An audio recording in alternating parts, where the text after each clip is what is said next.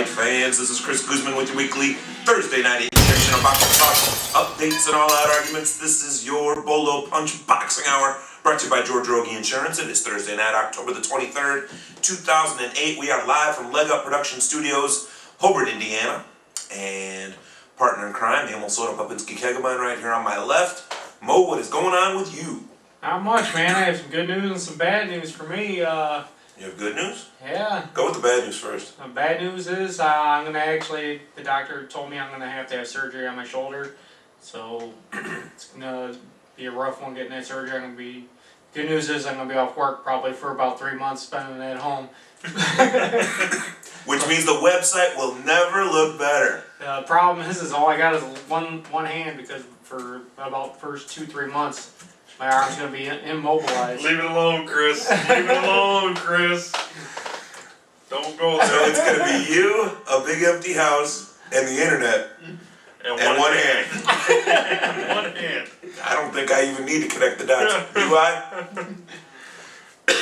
Yeah, I think it really sucks though, is I'm right-handed, and that's the shoulder that's messed up. So He went there. He absolutely went there. It sucks for everything, dude. Driving. Yeah, you're worried about driving. Yeah, that's the first thing on your mind. Timmy, the producer, Patterson, on my right, just out of camera view, luckily for you. Timmy, what is going on in your world? How's this house going? It's going pretty good, actually. Did you see that Shelley Long, Tom Hanks movie back in the 80s called The Money Pit? Oh, Do you yeah. remember that one? Yeah.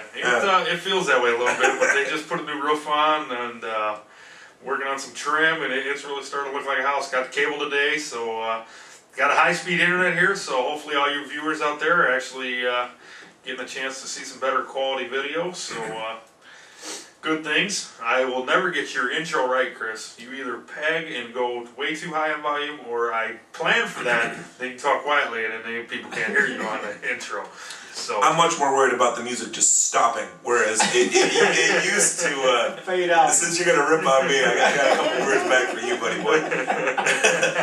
Because it used to actually fade. well, Now it's it just stops, and then I'm the only one talking. I sound like I'm interrupting something. usually I got the little meter here, and it's usually green, and then you start talking with the music, and then it goes completely red, and I don't know what to turn down. This portion of the Bolo Punch Boxing Hour brought to you by Three Floyds Brewery of Munster, Indiana, and we're drinking Munster Fest, which is their Oktoberfest. Yeah. And I'm loving life with this. So, Oh, yeah. Timmy, how can our listeners get in touch with us tonight? Hit us up on the hotline, 219-743-9743. Yahoo Instant Messenger is up and running. Keyword Bolo Punch Boxing Hour, or join us in the chat room via Ustream.tv. Keyword Bolo Punch. Very, very good. This was not a good week for Emil, finding out that he has to get surgery, and it was also not good for a guy that looks like Emil. For Mr. Kelly Pavlik, the undisputed middleweight champion of the world, who got blown out. I mean, out of the water. He wasn't knocked down. He was not knocked out. But it was a unanimous decision.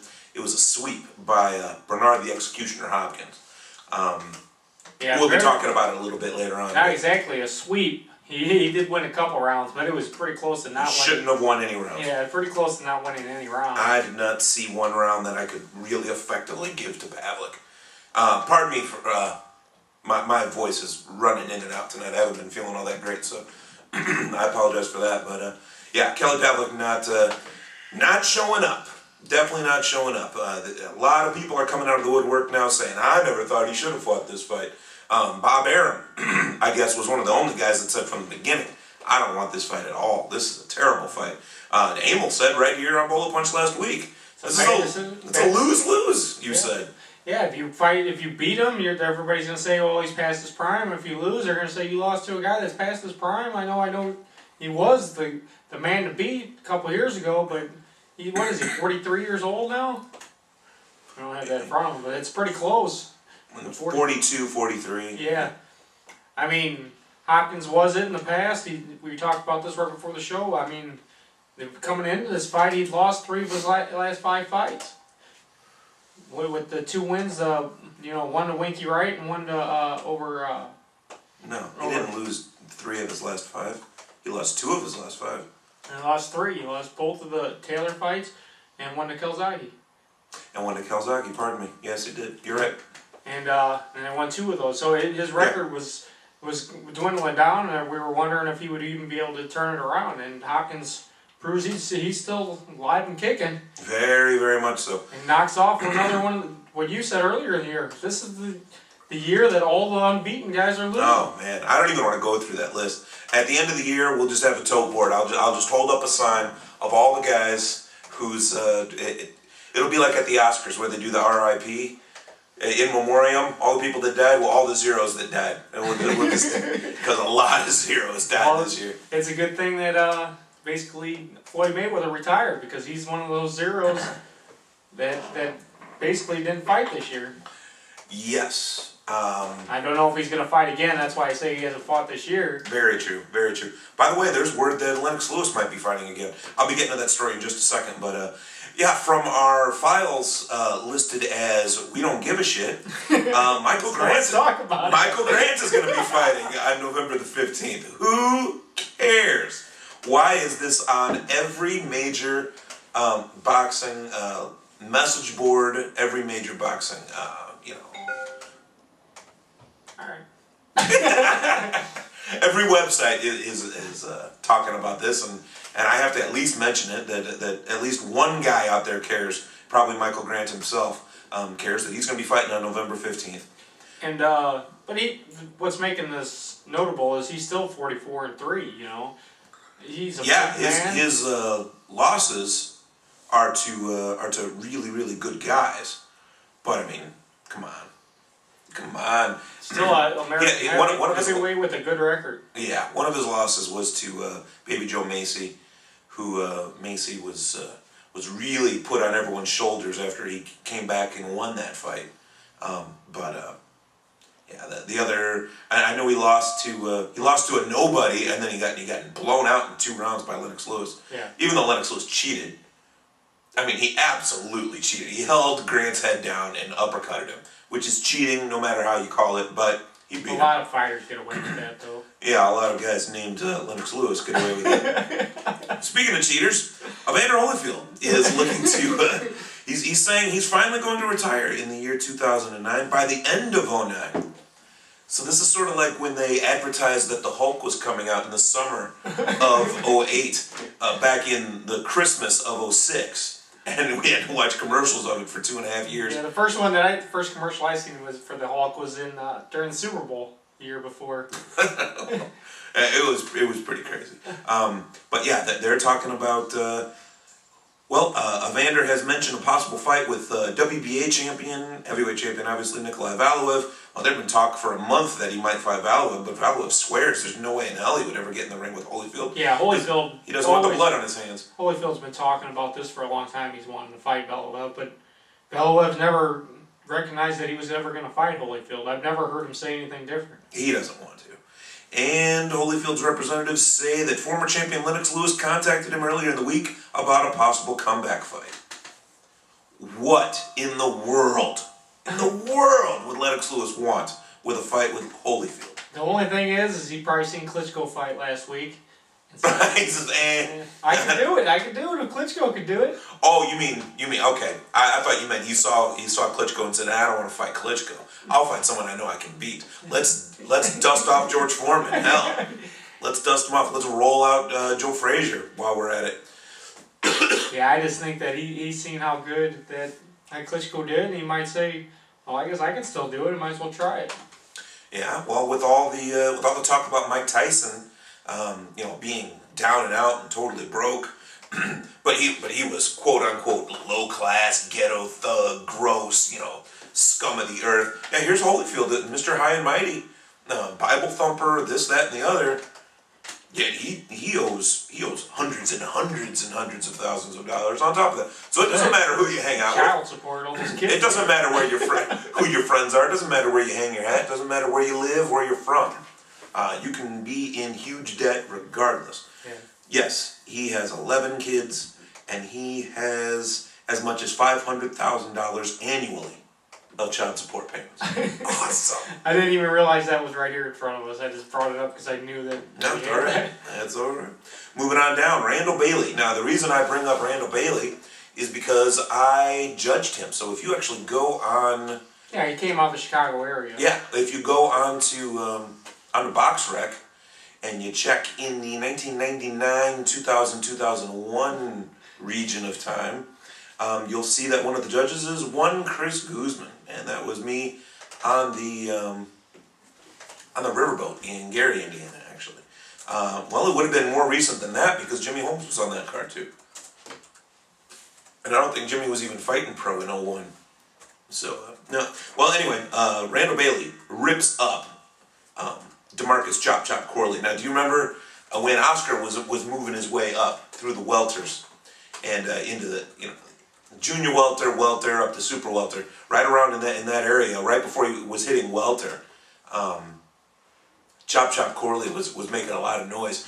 Oscar's been ducking me for 5 years. He's scared to death of Chop Chop Corley. And Oscar said, who in the hell is Chop Chop Corley? I've never heard of him. It's like Bam Bam Barney Rubble. I don't even know who this guy is. How am I ducking him? That's the worst thing you can say. I'm not ducking him. I don't know who he is. Yeah. But Randall Bailey smacked him around Wednesday night at BB King's Blues Club and Grill in Times Square, New York City. Yeah, Bailey's always had that power. Oh, he's so good. He's still one of the hardest hitters. Yeah, he definitely is. Arthur Abraham has some nice quotes to say about Kelly Pavlik with Pavlik's recent loss. He says, and I quote, "I will make my mandatory defense against Raul Marquez. I will be happy to then come to the United States in February to battle it out for the super championship with Kelly Pavlik. If Kelly still has enough power and the courage to fight me." End quote. So, do you think Kelly Pavlik's worried about fighting Arthur Abraham? Well, the thing with, Pavlik lost his fight to Hopkins. He still has 2 belts, even though even though he lost that fight, it wasn't at middleweight, which is the weight class that he owns his 2 big belts at. So he can come back down and fight Abraham. I don't think he's afraid of him. Abraham, ever since he fought Miranda, has been looking for to get his name out there in the U.S. Yeah. And no one better to do that than fight Pavlik. I don't know. I haven't seen a lot of Abraham's fights. The 2 biggest fights that I've seen him fight were both of those against Miranda. Miranda were the 2 that were showcased the highest. And, I think I've seen one other.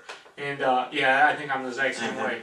But Miranda, the first time he lost was actually, the first time when Miranda lost, he lost both times. But the first fight, he actually looked like he was winning that fight. The fouls are why I thought he lost that fight. He actually, he broke Abraham's jaw in that fight. And Abraham showed his heart to fight to the end of that fight with the broken jaw. And I don't know, Pavlik seemed not to do that great against Hopkins, but that extra weight that he had to put on, that's a big jump. That is a big jump, and he's going to have to come right back down. One thing about Arthur Abraham that is not a problem with Kelly Pavlik is Abraham is susceptible to injuries. We've seen that over the years. He's had some ankle issues, some leg issues. He actually had a shoulder issue at one point. He just had to get out of a fight very recently with Raul Marquez because of his because he had a flu of some kind, some sort of viral infection. So it doesn't matter what the situation. And then he gets his jaw broken against Miranda. So yeah, he's susceptible to injuries, and I just hope that doesn't get in the way of the best fights that are out there. Speaking of the best fights, that's what we saw last week with Chad Dawson against Antonio Tarver. We already talked about that last week. But that's a clear case of someone giving up a belt just to make sure that the fans can see the best fight. Because he didn't think that the Polish guy, what is the Polish guy's name that had the belt? Adamek? He didn't think that Thomas Adamek, from he's not from here, but from Chicagoland, but he fights around here a lot. He didn't think Thomas Adamek was the best fight for him. So he dropped his belt and he went for the guy that he wanted to fight, and it ended up being the best fight in the division. I don't even think Adamek was his mandatory, because Adamek actually moved up to cruiserweight. Adamek was not his mandatory, and Adamek did move up to cruiser, but that was the fight that everyone was telling Dawson to fight. Yeah, because Dawson already beat him one time, so that's how Dawson actually got that belt. Very much so. Very much so. And I wouldn't have told him to fight that fight either. They took his belt from him, and then he decided to fight Tarver. They've been talking. He didn't want that fight for 2 years. It was either Tarver or Very Jones. much so. Tarver or Jones were the two big names that he wanted to fight. And he chose Tarver, who is probably the more dangerous of the two fighters. Yeah. Oddly enough. And before he fought that, he fought Glenn Johnson. Yep. Glenn Johnson is probably the most dangerous out of all of them because he Yeah. never looks bad, and he's got a bit of Hopkins, and I mean, He always makes other fighters look bad too. yeah. On top of everything else. But I was gonna say something and I don't remember what I was gonna say. I kept it in the back of my mind and Don't you think There's a lot of that room doesn't back he there. remind you of a bit of what Hopkins does in his fights? Hopkins gets wins though. But yeah, he does. Yes, he very much Yeah, does. they Adam- score Hopkins a little bit better. Yeah, well, we were talking about Adamek earlier. I was just saying, and now that he's in Cruiser, he's got his hands more than full with Steve Cunningham. So Yeah. he's not going to be in the picture too much longer because I think Cunningham's going to pretty much mess him over. He's done a good job there. I don't know if he has the power to be at Cruiser. He has the skill to outbox people at Cruiser, but he's not going to hurt anyone at Cruiser. Yeah, I'm sorry. the he's fights just that not. we've seen live, I mean, he had some good fights in Chicago, and don't get me wrong, but No, very much so. Against Paul Briggs, he outboxed Paul Briggs twice. Well done both times. He's a great fighter, but he's not a power puncher. Even when he was at light heavy, he wasn't a power puncher. no, yeah, that's not his game. So moving He's up in very weight, quick though. When you Oh, watch him, man. you're like, wow. loved seeing him at the Aragon Ballroom in Chicago about a month and a half ago. Yeah, I want to mention, since this is a Chicago-based show, that the greatest MMA fighter in the world, pound for pound, the current middleweight champion of the world for MMA, UFC talk, is Anderson the Spider Silva. He's going to be putting his title and his 7-fight UFC win streak on the line against Patrick the Predator Cote. That is going to be UFC 90. That is live on pay-per-view this Saturday night. You can check that out. I mean, if you're logged on to Bullet Punch, you definitely know how to get a pay-per-view fight on your television. So I don't need to tell you how to do that, but contact your local cable company because that will be worth watching. It was very, very close. I just missed out being able to get credentials to go and cover the weigh-in that's going to be tomorrow night, and then the fight is actually Saturday, and that's 40 minutes from this spot where we're sitting. So, so if you ever want to be able to see UFC. big time MMA, I mean, there's local shows all over the country, but if you want to see it at its absolute best, and you're in the Chicagoland area, get on over there because it's in Rosemont, Illinois, just outside of Chicago. Yeah, nothing is bigger than the actual UFC Yeah. and MMA. They're the top. They're the absolute top. 2 more stories and we're on out of here for this first part of the show at least. On Wednesday of this coming week, they're going to announce officially that Paul the Punisher Williams is going to be fighting IBF junior middleweight champion of the world, Verno Phillips. And they're saying it's going to happen on November the 29th, the Citizens Business Bank Arena in Ontario, California. And this will be his second fight outside of welter, and he's going to be fighting Verno Phillips, who is the established IBF junior middleweight champion. What do you think of Paul Williams moving up to junior middle?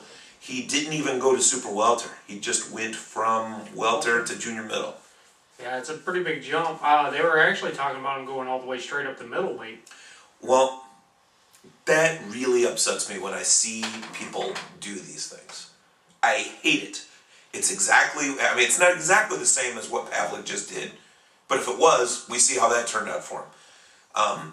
Williams is freakishly big for welter. Why would you want to give up the one guaranteed advantage that you have over everyone else? Can you see Paul Williams against Berto? The size difference, the reach difference. Berto would probably beat him because he would outwork him. Well, But his power isn't gonna transfer up to junior middle and middle. yeah, junior middle's not that bad. I mean, it's only one weight class going up. You're skipping one weight class. No, Super Walter and junior middle are the same thing. They're the same weight class. They're just different belts have the same. All right, I'll same, give you that. Same name, but there was a lot of talk of him going straight up the middle, and like you said, Williams giving up that. What I don't really understand is at junior middle, there's not as many big names as there are in Walter. The problem must be that a lot of guys don't want to fight him at Walter. I mean, he could get a Margarito. He could obviously get a rematch with Margarito, which is the top of that weight class. And Berto, I don't think Berto would probably take a couple fights before he would want to fight him. Berto, if he's smart, would not fight Williams because he's not going to look good fighting him, and he might lose. Yeah, I think they're both a little bit away from that fight because that fight in the future could be a super fight. It could be. But if it was right now, it wouldn't be a super fight. No.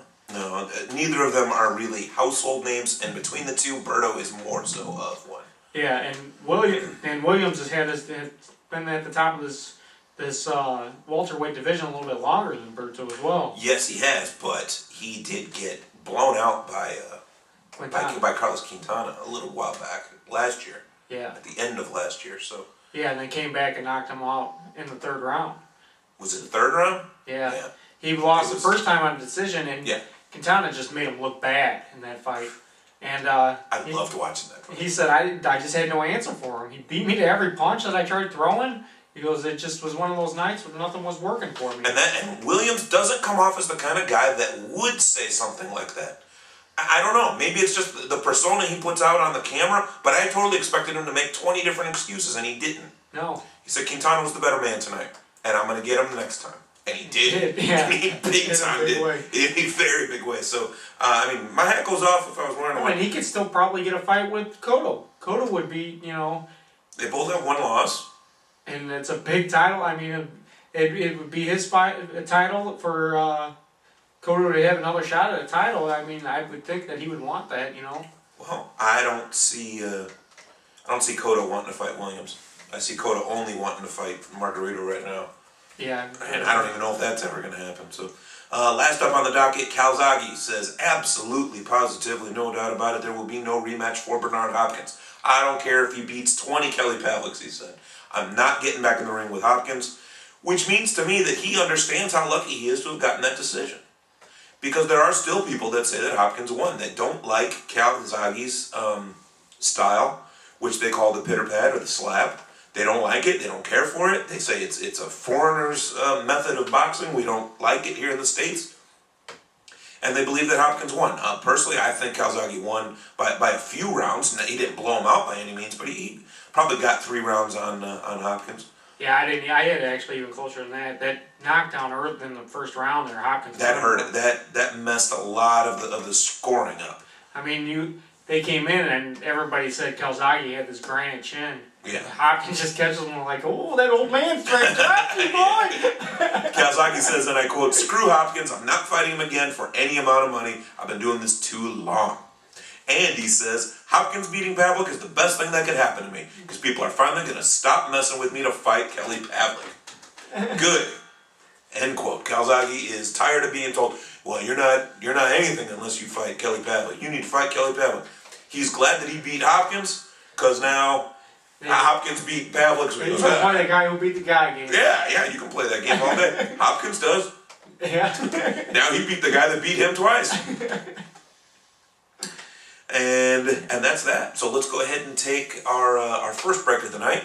This is your Bolo Punch Boxing Hour brought to you by George Rogie Insurance. www.bolopunchboxinghour.com, streaming to you live on Ustream.tv.